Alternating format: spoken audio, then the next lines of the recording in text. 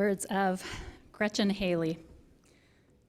This is a call to weep, to rage, to raise our voices, to get real with the words and the wishing for the world to look different, for the breaking to stop, the healing to hold. This is a call to courage, to let in all the headlines and know them as family. Our brother fleeing Ukraine, our teenage cousin wondering their worth in Texas, our frightened friend watching the Supreme Court in Mississippi, and also our uncle in Michigan, unsure who to trust. This is a call to hear each other in the one more thing that has tipped our days over or saved us from the brink, brought us back from the edge, or let us let go, finally surrendering in the mystery. This is a call to praise the presence of partners who will greet us in rooms on Sunday mornings and in the streets when the siren calls. Partners who will break bread or cupcakes and set the tea kettle to boil and sit down for long sighs and deep belly laughs. This is a call to gratitude that we are not alone, that we are part of a great history of partners who have promised to go the way of love, that we can travel these days together and remind each other of all this beauty. This is a call to worship together. Welcome, one and all. I'm glad you have joined us in worship today with the community of the First Unitarian Church of Omaha. I'm the Reverend Shari Woodbury, the church's settled minister. A special welcome to visitors and little ones, whether you are joining us online or in person.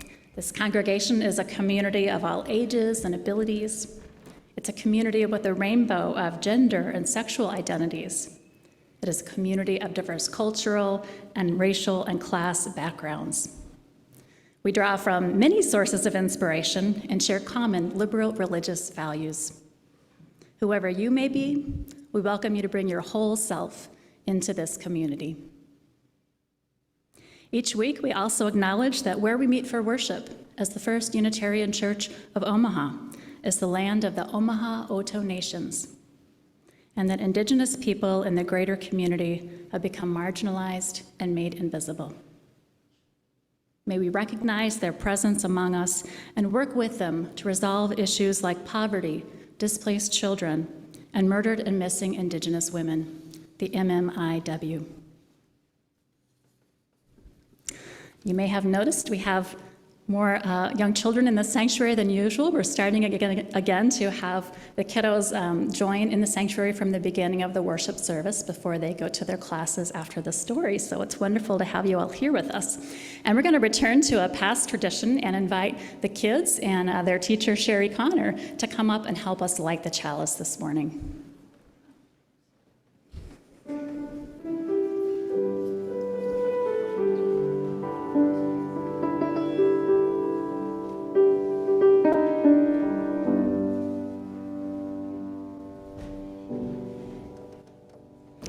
And as they do this, we're going to have words that may be familiar to some that Sherry will hold up, and we can say the chalice lighting together.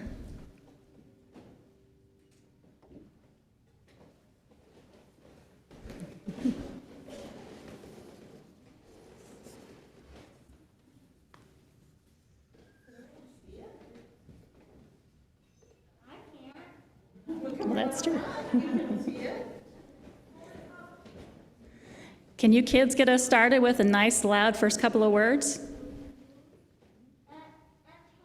Our own light goes out and is realized by another.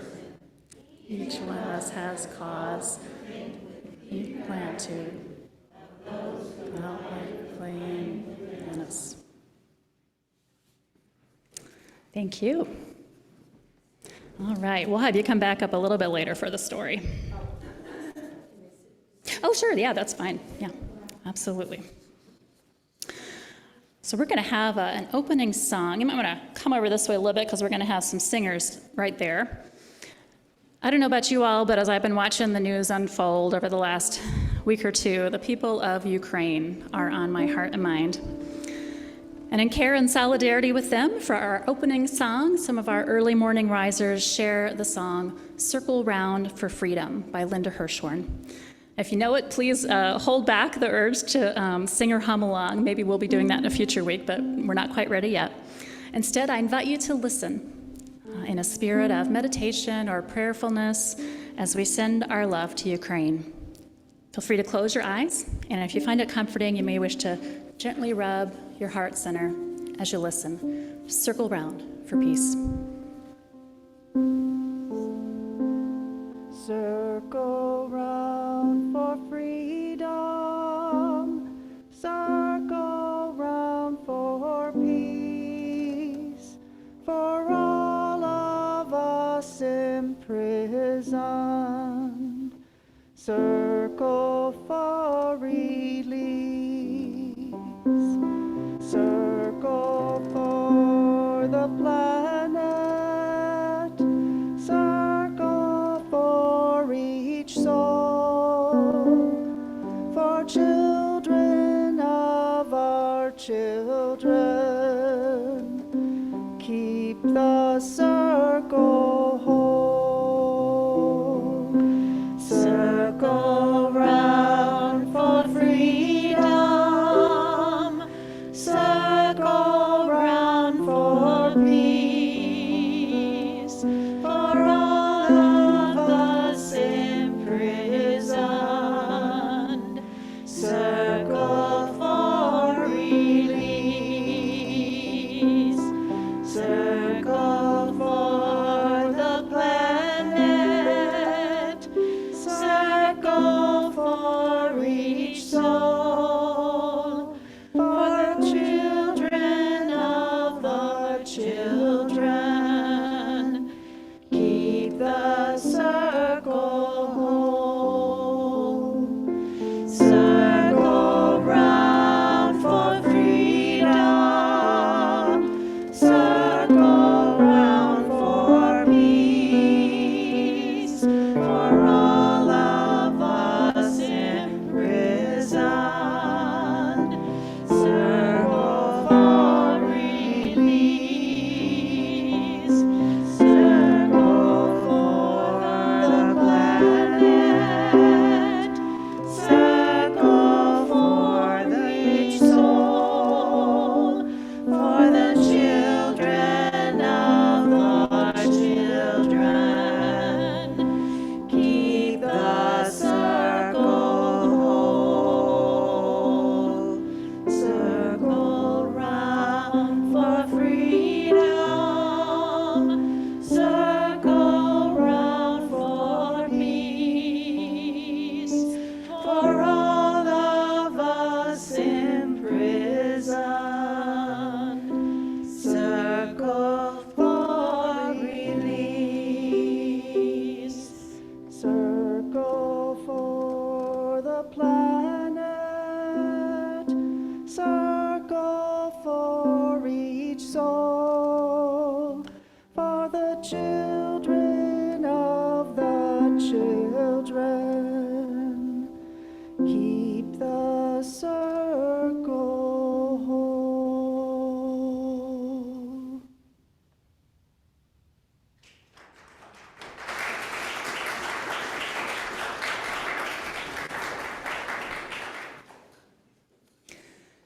Thank you, early morning risers. So any kids who haven't already come up front, if you'd like to join up front, you can. Christina Strong, our religious education director, had a story to share with you today. Unfortunately, her teenage daughter, Tina, was in a car accident last night, and she's okay. She has a mild concussion, but they were up into the wee hours, so we're going to watch the story on video, and then we can connect about it together. This is a story about dealing with hard things and hard feelings. I can do hard things. Mindful Affirmations for Kids by Gabby Garcia. I don't always feel brave, confident, or strong. Sometimes it's easier to follow others along. I get so many messages about how I should be. Pulled in different directions, I feel wobbly. When this happens, I listen for that quiet voice inside, and when I pay attention, that voice is my guide. I connect with the love and strength it brings. It helps me remember I can do hard things. I can be a friend to myself. I can feel all my feelings. I can ask for help. It's okay. I can try again. Rather than give up, I can believe in myself. I can speak up when it would be easier to stay quiet. And I can say no, even to my friends. I can apologize. Say sorry. I can also forgive. I can listen and understand different points of view. I can care for my community. I can choose kindness. I can practice peace. I can share my gifts with the world. I can be myself. Hard things can be about what we think, feel, say, or do. What's hard for me may not be hard for you. You are you, and I am me. We walk through the world differently.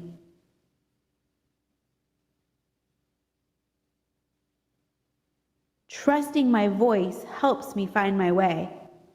I grow braver and stronger every day. The tough stuff I face is all my own, but I can also remember I am not alone.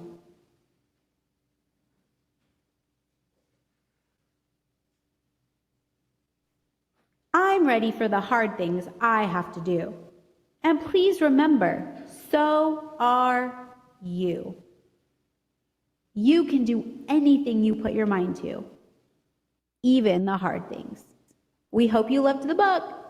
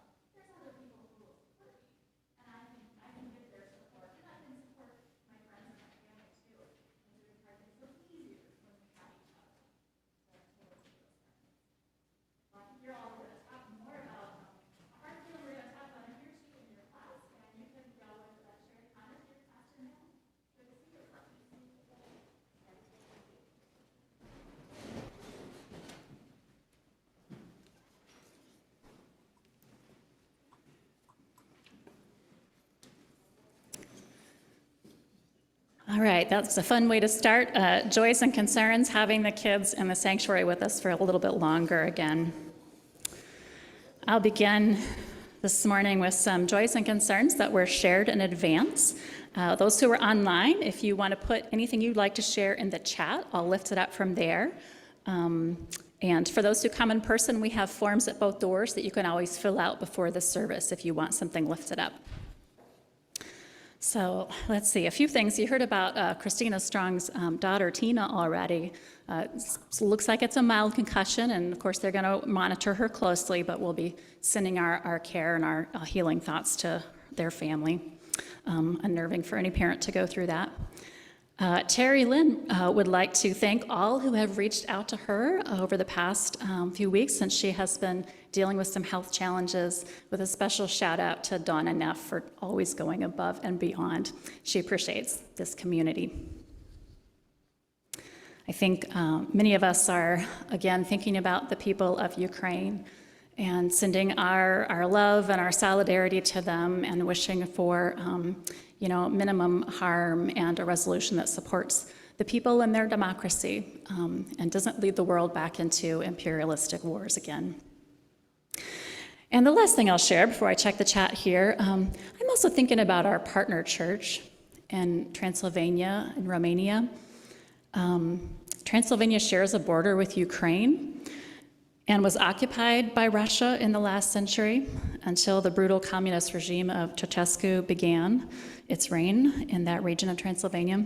So Russia's invasion in neighboring Ukraine may touch deep historical trauma in our Unitarian friends at our partner church in Fertos Martonos. So let's be sending our love and concern to them, and we may come up with a card or something by next week that we can all send to them. Let's see.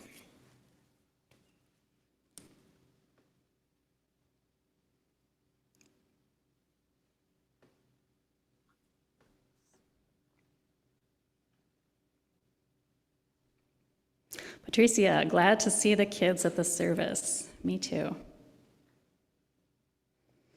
I'll give it a moment here. I see some faces in the sanctuary I'm not sure I've seen in person before either. It's wonderful to have things looking up here at the tail end of the Omicron surge, and what might be somewhere in the border between pandemic and endemic, we'll see what happens, but feeling more hopeful. I think many of you may be too.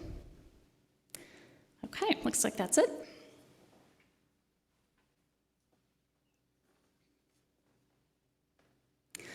Let us hold in our hearts all of the joys which we can share in, as well as the concerns that we've heard and that people may be carrying privately.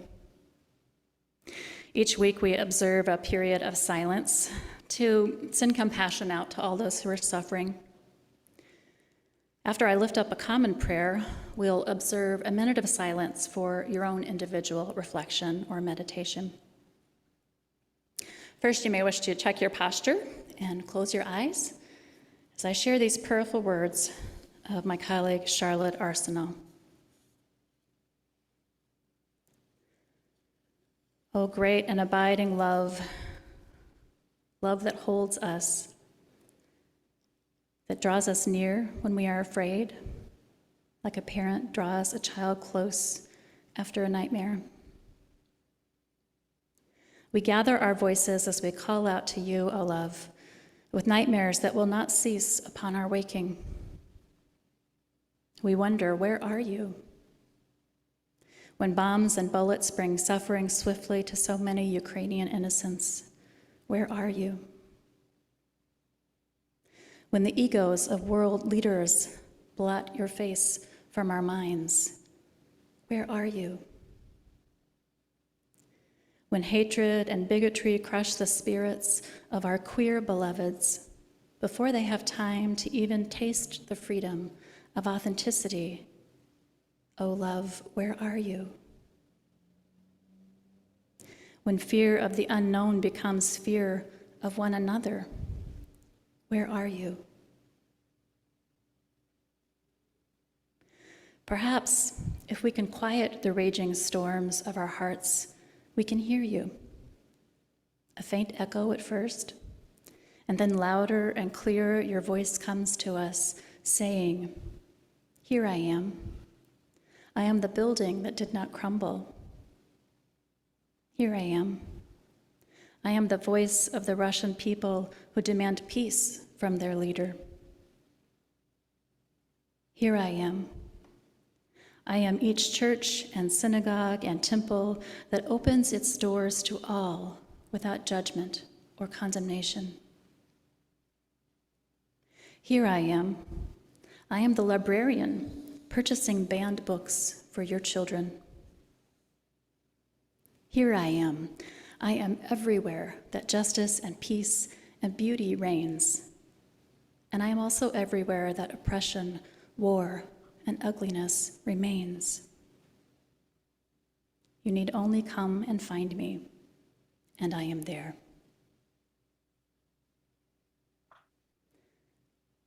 A time of silence.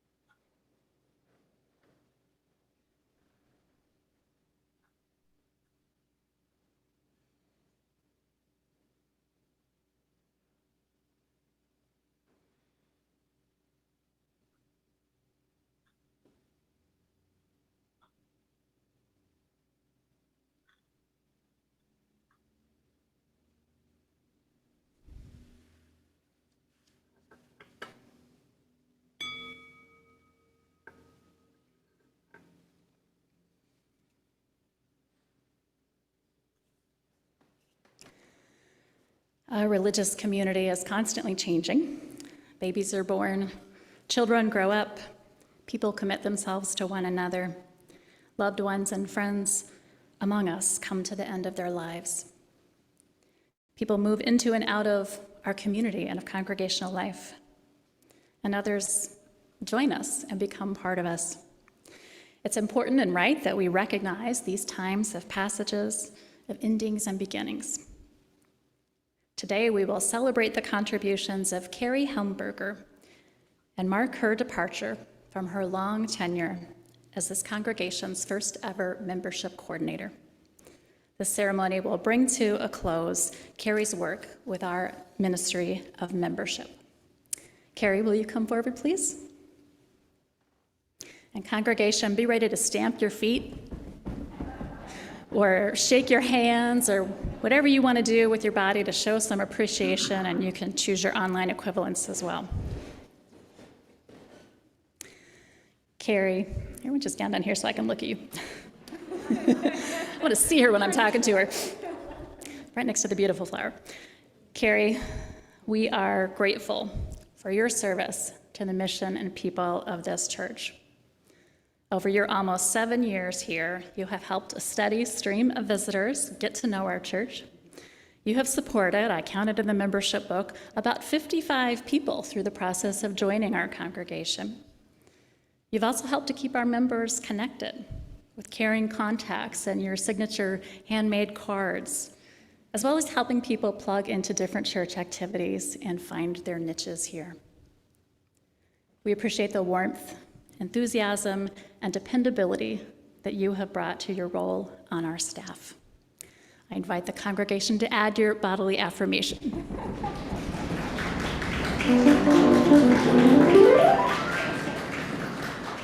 We're not done yet.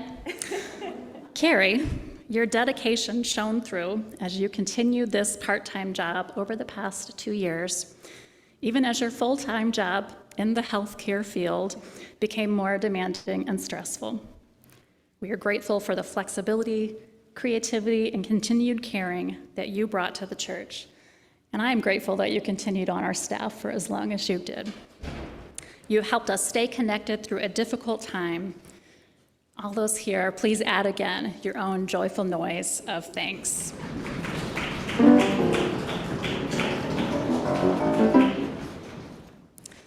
While you will be missed in this role, we respect and support your decision to do what's right for you. You remind us all that rest is important and that even the worthiest of missions should not come at the cost of burnout. We offer you our best wishes as you rebalance your life and renew yourself. Congregation, do you agree?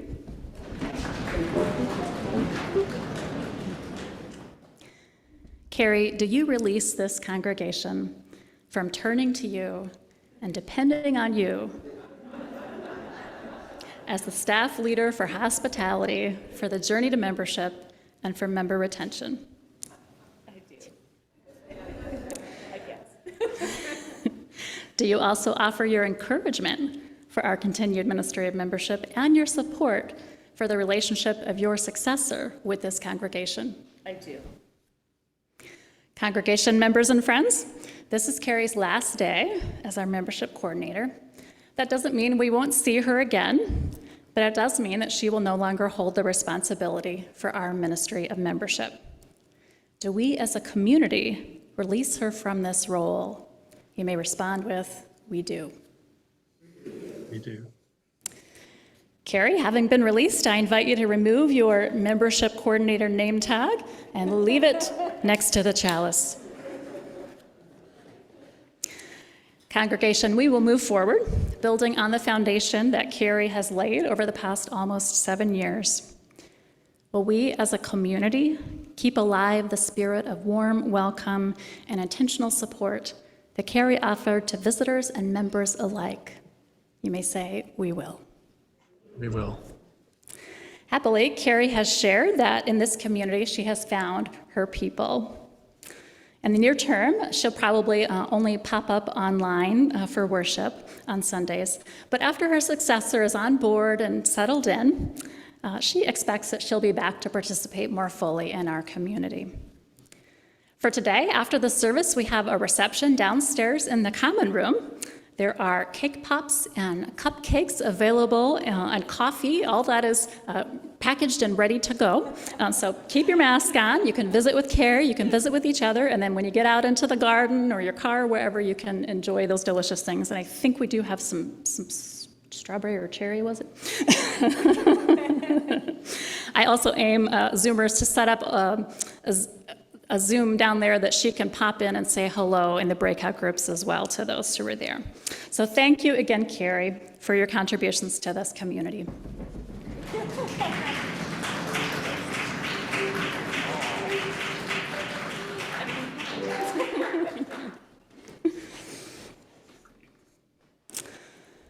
All right. Every week we take up an offering in support of our liberal religious values. Half of the loose currency in the offering basket is donated to a cause with a local presence, which advances important principles of UUism. This month, our Share the Plate collection is supporting an Afghan family that First Unitarian and Second Unitarian are co-sponsoring, refugees in Omaha. Under the guidance of Lutheran Family Services in Nebraska, we're helping this sponsor family make the big transition. You can come up during the music to put some money in the basket, or you can also, those who are here, there are boxes at either door if you'd prefer to do it that way. Those online, the link will go in the chat where you can make a donation there. I invite you to give with a generous heart.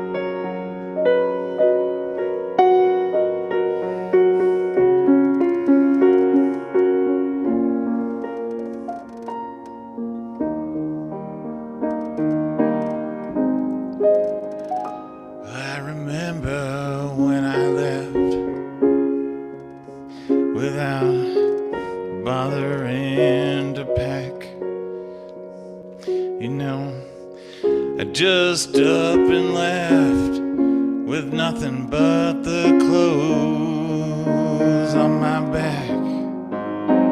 And I'm so sorry for the things I've done, and I'm out here on my own.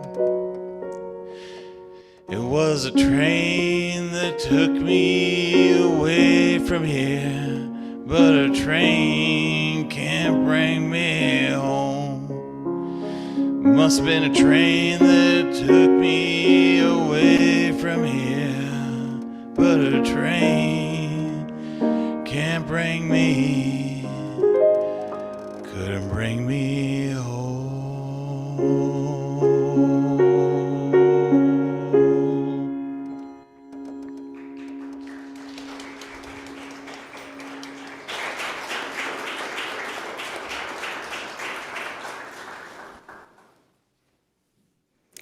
He's a man of many talents.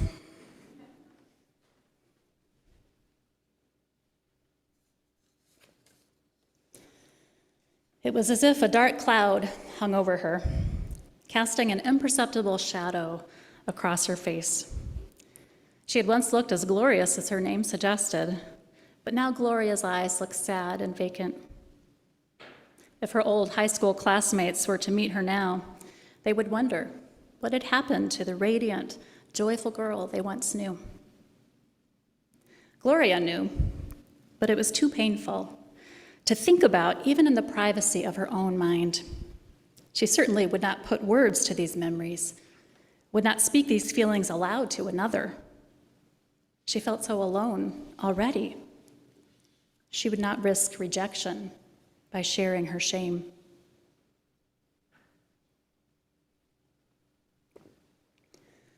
Perhaps, like Gloria, you have a shame that you shove away in dark corners of yourself.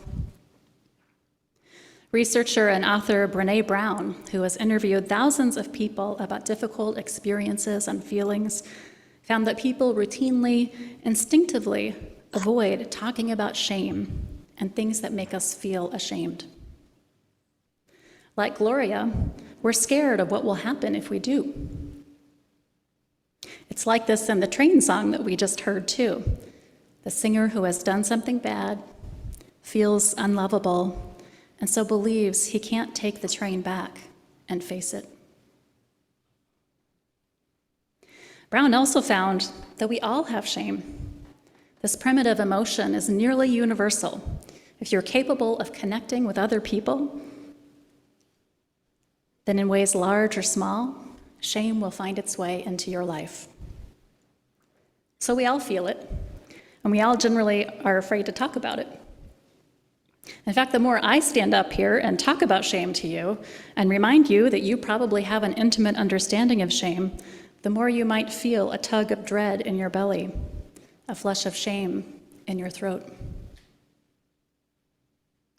Early in her career, Brown wondered if the human aversion to shame was going to hamper her success as a researcher. She got a lot of pushback for delving into the topic. But here's the third key discovery Brown made about shame. The less we talk about shame, the more it has control over us. Gloria had fallen into the trap that so many of us do. Just pretend my shame isn't there, and maybe then it can't hurt me. Wrong. Gloria's shame had turned her into a shadow of a person, dimming her own light. If we want to grow and heal and thrive as people, as this church's mission of fostering the whole person, compassion and justice calls us to do, we have to talk about shame. For to keep pushing shame away is to cut short our own becoming, to limit our own spiritual freedom, and to impede longed-for social progress. So here we are, looking shame square in the face. At any time, if you start to feel unsettled this morning, you might try lovingly caressing your own palm, or taking some slow, deep breaths, or any other way of comforting your body. In fact, if you're up for it, you can join me right now in giving yourself a big hug be all right. Everyone feels shame. I don't have to get stuck in it. Okay. So what is shame? Based on her research with thousands of people, Brené Brown offers up this definition. Shame is the intensely painful feeling or experience of believing that we are flawed and therefore unworthy of love, belonging, connection. No wonder we don't want to think or talk about shame. We don't want to feel about shame because it is intensely painful. Some studies even define shame as a particular kind of pain, social pain. And they show that shame is registered in our brains in the same way that physical pain is. I find this fascinating. Our brains register shame as pain in the same way that they register physical strain or sickness. When I look at shame biologically like this, I can feel so much empathy for all of us who suffer from shame. Being social creatures, social pain like shame is especially painful to people because we need other people for our survival. Our big brains and our opposable thumbs may have given us some advantages in our environment, but going it alone is not one of them. Humans aren't designed to do that. To risk losing social acceptance and cohesion is to risk our very survival. So shame is a primally dangerous experience for us. When we feel shame, we feel undeserving. If others knew how flawed we really were, we fear, we would no longer be included in the community. In popular culture, shame and guilt are often spoken of together, but they are distinct. When I feel guilty, I know I did something wrong or hurtful. It's about behavior. If I feel guilty, that means my actions did not match up with my values. It's not a pleasant feeling, but I know what to do. I can apologize. I can make amends. I can learn and make different choices the next time. Guilt is easier to work with. With shame, on the other hand, it's not about what I did, but who I am. I feel that I am bad. I am deeply flawed. I am irredeemable. What am I supposed to do with that feeling but run away from it or appease all those who might reject me or lash out first?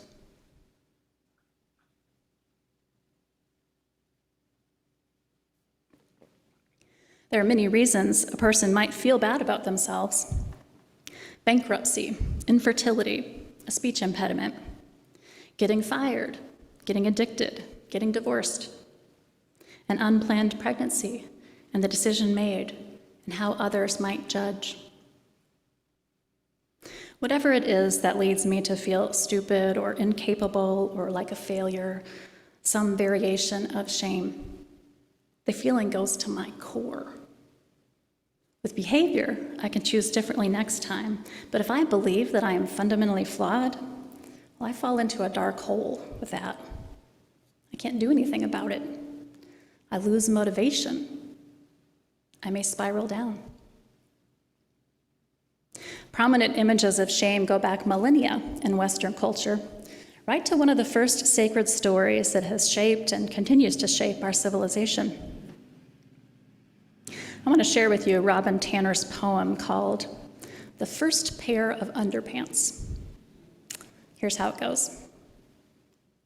I wonder, did God's heart, the love, mushy, endearing part of God, that part, the heart that I don't really believe in as a thing with pulses. Anyway, did that heart, did it break just a little when God realized, oh no, they have made leaves into underpants?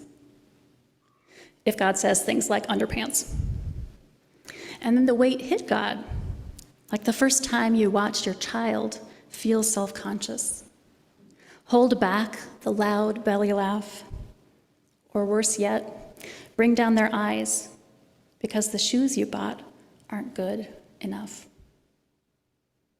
Did God's heart break just a little to see the beauty of freedom slip from their hearts as the heat and heaviness of shame washed over the two in that garden who now knew not enough?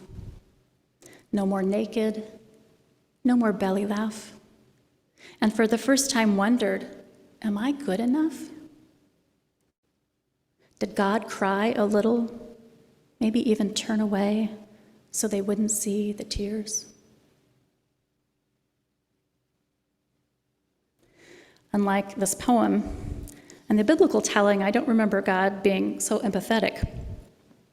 Normal human qualities become causes for shame as Adam and Eve are cast out of the Garden of Eden, self-consciously naked and rejected. In a culture shaped by such a powerful myth, common experiences and variations of human being make us fear that we might be shunned or socially punished. What kinds of things? Well, all things related to sexuality in our bodies, including the sexual and gender diversity that comes naturally to humans. And a patriarchal culture, being female or transgender, or being a male who isn't in some way deemed manly enough, and can a man ever be manly enough? These put one at risk socially. In a white dominant culture that takes the white person as the default norm for humanity, being black or brown means being subject to white standards of beauty and Eurocentric, whitewashed tellings of history. No critical race theory here, just a land of hardworking immigrants. In a capitalist culture that prizes productivity above all else, people fear, with good cause, that they may be less valued and less included if they have a body with any disabilities, visible or invisible, as most of us do, sooner or later.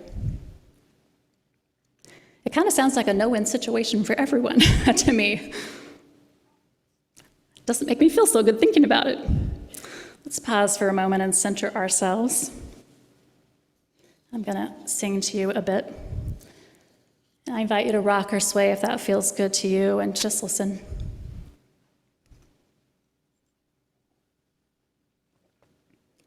Circle round for freedom, circle round for peace, for all of us imprisoned, circle for release. Yes, release us from our prisons of shame. Circle for the planet, circle for each soul, for the children of our children. Keep the circle whole. Yes, let's make ourselves whole, our children whole, not gripped with shame. So what to do about shame? I'm reminded of the children's board book about going on a bear hunt. Do you know it? Dealing with shame is like the refrain in the bear hunt book. We can't go over it. We can't go under it. Oh no, we've got to go through it. And then the family does. They move through the tall, wavy grass, the squishy mud, the swirling, whirling snowstorm, and on to the next challenge, the next adventure. Yes, we can do that with shame. We can move through it.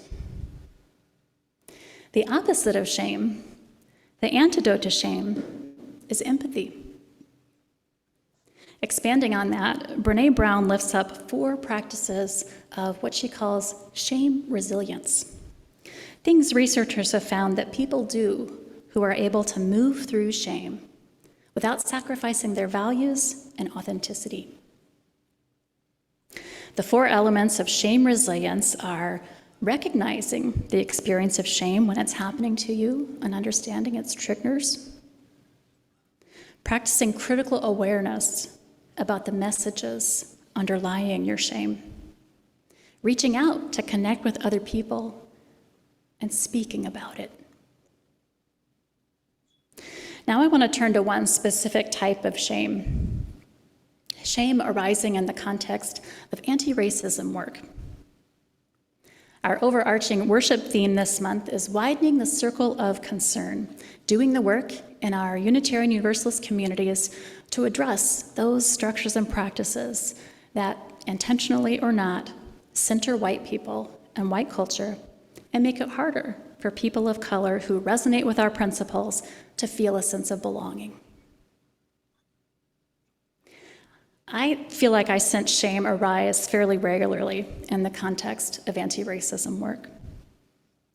And unless we can learn to move through shame to the other side, I believe we'll be hindered in our efforts to build the beloved community. Not to mention, people stuck in shame are experiencing intense pain. When people join a spiritual community, jump into work toward wholeness for themselves and for our human family, intense pain is not a place I hope to leave them. For people of color, internalized racism can produce shame, a feeling of being flawed or not worthy. So a person of color in a predominantly white space, in a UU church like this one, might not find it easy to be vulnerable, to share their unvarnished personal experiences, especially related to race, to do or say anything that might set off fragile white people and endanger their belonging, the person of color's belonging. In majority white spaces that I've been in, and as a white person myself, I've been most aware of the shame arising among white people. I've witnessed it in myself and others, largely in Unitarian Universalist spaces, where we are choosing to learn about racism and lean into that because we want to help build the beloved community that Dr. King spoke of. I'll share a bit of my personal journey with this. When I was in seminary, a number of things happened. I read the book, The New Jim Crow by Michelle Alexander. It's about the racism that is at the root of the war on drugs and the resulting mass incarceration of mostly people of color. And it was also during this period that the Black Lives Matter movement emerged, and we began to learn more and more, white folks began to learn more and more about some of the horrible things that Black Americans experience with criminal justice system. My biracial daughter was only a few years old at that time, and I was devastated by what I was learning. It just, I should have been worried about my Black husband, but he still wasn't telling me about times he was stopped by police for driving while Black and those kinds of experiences. Anyway, as I dove deeper into anti-racism work through classes and in the congregation where I completed my ministerial internship, I felt I needed support from peers who could relate to how I was processing as a white person. Now, it happened I had founded a White Allies group at my school to offer support and solidarity to the students of color there. The students of color were doing their own thing, and they had encouraged white folks to do our own work. And so the White Allies group ended up focusing more on our own journey. I had come to feel hyper-aware of my white identity and pained about it, mired in negative associations. Generations of white people before me in our country participated in unimaginable horrors. I've been born into this racial system that is less awful than it was, but is so broken still. I'm deeply empathetic, as I imagine many of you are. And so when faced with this suffering, I'm acutely aware of the suffering inflicted on Indigenous people whose lands we live upon, and the suffering inflicted on those stolen from Africa and forced into the chattel slavery on which this country is built. The suffering still weighing on the surviving descendants today in a very broken social system. And I know I benefit in material ways from today's inequities and from the inequities of previous generations that favored my ancestors. I don't like this. I don't want it to be this way, but it is this way. It's big and overwhelming and awful. And more than that, I can feel bad about it. Bad about myself about it. I don't so much now. I'm pretty much past that shame feeling, but I was there for a while. I felt tainted with this inherited shame of complicity. I'm glad I didn't get stuck there, not only because I want to move forward and help build the beloved community, which is hard to do when you're immobilized by shame, but also because shame is so acutely painful. I don't want anyone to be stuck in that. I was fortunate that I had people to work through this with. As a counterbalance for the negative stories of whiteness that history accurately teaches, when it's teaching history accurately, our White Allies group decided that we were going to consciously nurture a positive white identity. I'm not talking about white power.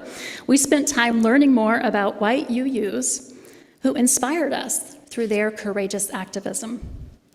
People like James Reeb, one of the many UU ministers who marched with Dr. King, who was killed by white supremacists in that process, and Viola Luzo, a white UU laywoman who volunteered to drive civil rights activists and who was also martyred for supporting Black liberation. I needed to plant deep into my being the knowledge that there have always been white folks who resisted racism and other oppressions, and there have in every generation, and that I could make loving, courageous contributions too. That is the legacy I want to build on. Now, I don't know if you've noticed this. I feel like shame is coming up for a lot more white people in society at large in recent years. We're in a time of racial reckoning, when more and more white Americans who could previously look away are now confronted with the ugly truths of racism. It's been captured on brutal videos and cases that drag out for years in the judicial system, as well as in endless statistics printed in the newspaper. COVID showed us again how disproportionately communities of color are hit with every bad thing. There's more media attention to racism and racial equity. There's more pop culture in which people of color are routinely included or are even the creators and main characters and give voice directly to their experience. So even if I were to live in a lily-white small town in rural America, I would still be somewhat confronted today with racism and its long, long shadow into the present day. I don't believe it's a coincidence that the hubbub over critical race theory has arisen at this moment. While it may be ginned up by politicians for their own personal career gains, they are only able to build momentum because of the reservoir of white shame, of reactive, stuck white shame. That's what I think, because there are so many people with shame that they don't know how to move through. It took generations to get to this point, so neither our social system or the feelings they produce are going to be transformed overnight. If we're serious about this, we will need resilience. If I'm committed to being part of positive change, then I need to be prepared to use the 4 practices of shame resilience when I bump into shame. I was lucky to have people to do this with in theological school. And more UU churches are creating caucus groups where people of color and white people separately can do their respective work. In such groups, we can recognize our shame with open curiosity, have empathy for ourselves, connect with others to talk and process and receive support, and realize again that these are universal experiences. And we can critically assess the assumptions underneath any race-related shame. In my journey as a white person, this reframing went something like this. It's not that I am bad, but I was born into a system that is bad, as were many of my ancestors.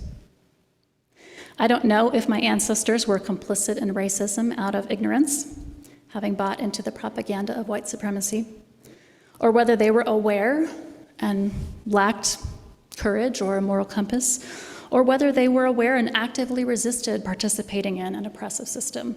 I don't know.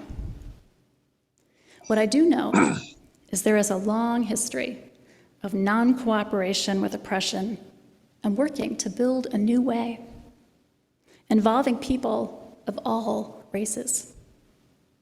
And I can be part of that tradition. I care about widening the circle of concern to include all. I care about righting our nation's historical wrongs, about mending what we can, about creating a better future for our children. So I'm going to keep working gently through shame anytime it arises. And I'm going to keep working to bend the arc of our nation and our church towards love and justice. Whatever your own background and experiences, I hope you'll join me.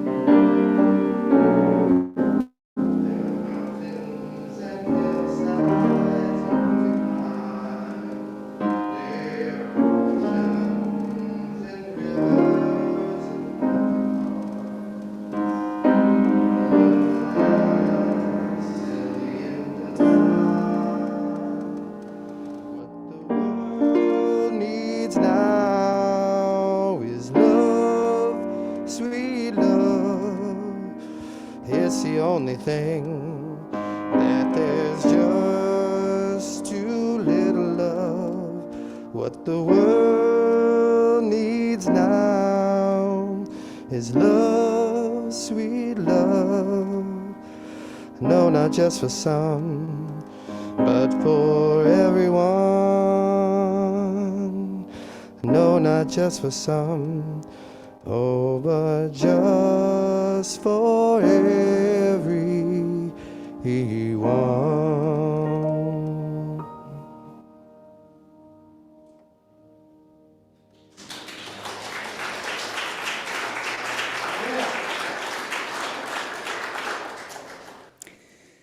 May each one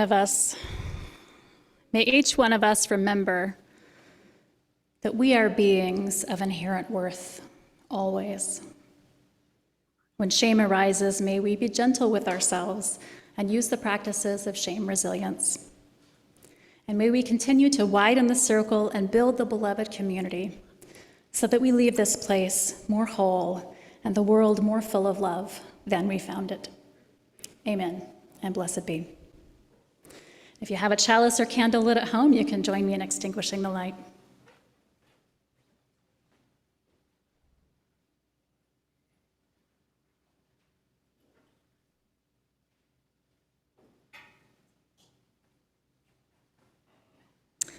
A few brief announcements. Yes, we are aware of updated CDC guidance on COVID protocols. Our reopening task force or COVID safety task force is going to be meeting this week and sorting through what does that mean for the church, so we'll keep you posted. As I mentioned earlier, we're having a celebration to thank Carrie Hellenberger for her service. Downstairs in the common room, there are cupcakes and coffee and lovely people, and you can give your best wishes to Carrie. We're going to try to help her be able to hop on Zoom too. And please keep your masks on, but if you want to take them off in the garden and consume there, you're welcome to do so. It's a beautiful day. Thanks, everyone.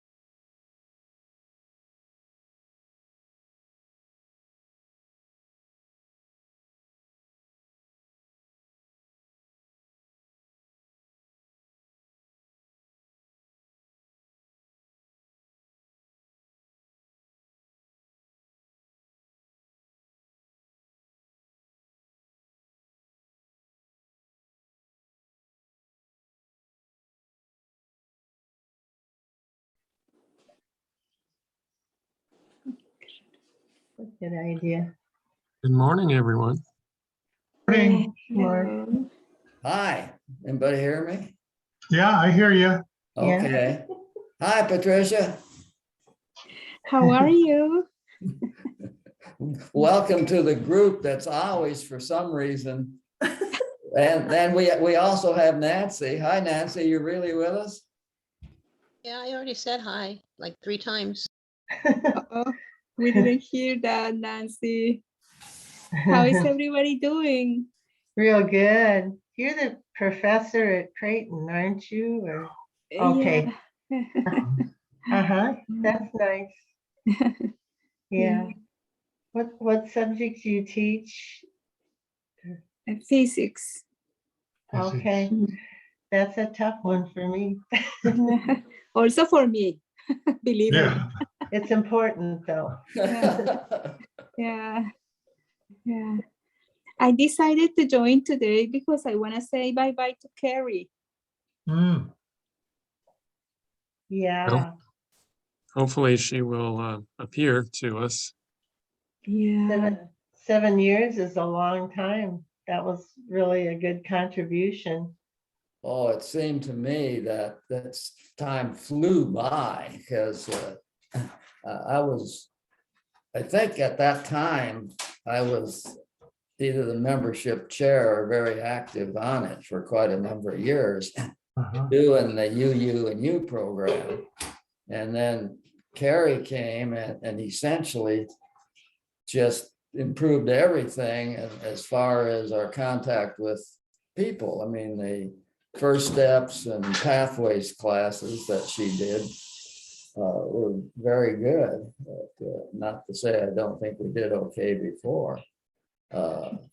So I really, I had Dee's laughing in the background, as you can see in the back there, because I'm convinced that through all those years that she came with me to the UU and U class, which we put on, it was because of the cookies she brought. That was the secret, huh? Yeah. So we'll have to pass that on, don't forget the cookies.